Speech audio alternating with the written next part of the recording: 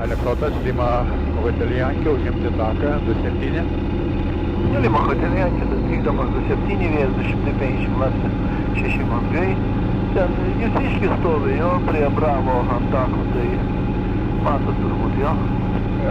Lima Hotel Yankee sėdiu ir po pakelimo dešinio aukščiau įmimas ir iki pado. Lima Hotel Yankee, startas savo nuožiūrą.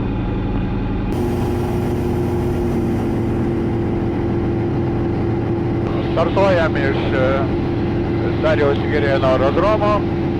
Šio aerodromo 1919 metais vasario 28 dieną Lietuvos karo aviacija įsigijo pirmuosius 8 lėktuvus ALPG-C6, kuriais jau kovo 3 dieną atliko pirmą kovinį skridimą, žvalgomį skridimą į Vilnių. Mes dabar sukamės aplinkui aerodromą, pamatysime tas vietas, kuriuose kūrėsi Lietuvos karo aviacija 1919 metais.